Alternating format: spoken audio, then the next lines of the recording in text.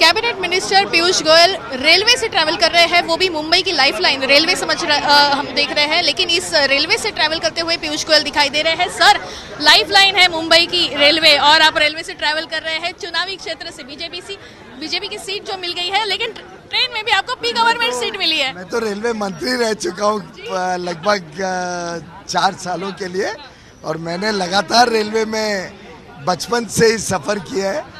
मैं सायन में रहता था, तो मेरा कॉलेज चर्च गेट पे होने के नाते सायन से दादर सेंट्रल रेलवे और दादर से चर्च गेट वेस्टर्न रेलवे पे आना मेरा दिनचर्या थी।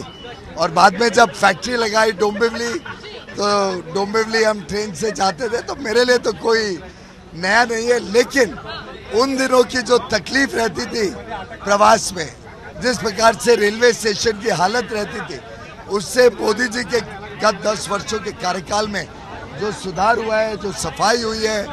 मुझे याद है, मैं आता था, जो रेलवे ट्रैक पे सफाई होती थी उसको देखने के लिए हमने सब ओवर ब्रिजेस को सुधार किया था, एस्केलेटर्स लगाए थे, लिफ्ट्स लगाई थी, हर स्टेशन पे सुविधाएं दी थी शौचालय की। और मुझे बड़ा आनंद आता है देख के कि अभी एयर कंडीशन ट्रेन्स भी बढ़ रही हैं लोकल में।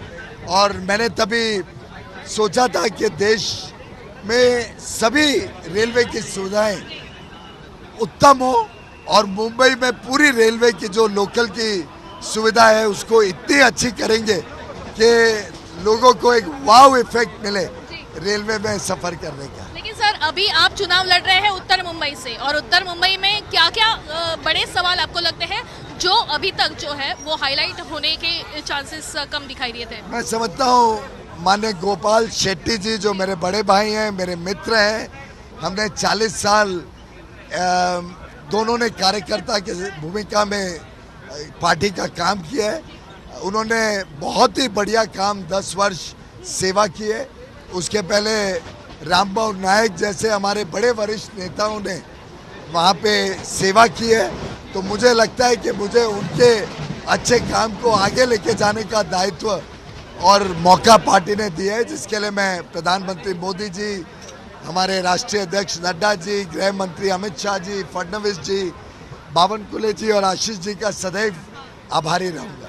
आपकी बार 45 मतलब 45 पार ऐसा नारा दिखाया है। क्या लगता है फिलहाल की कंडीशन देखे, मुंबई की खास तौर पर कंडीशन देखे क्या लगता है? मुंबई में तो 6 की 6 सीट भाजपा, शिवसेना और अजीत पवार एनसीपी फैक्शन को मिलेंगी।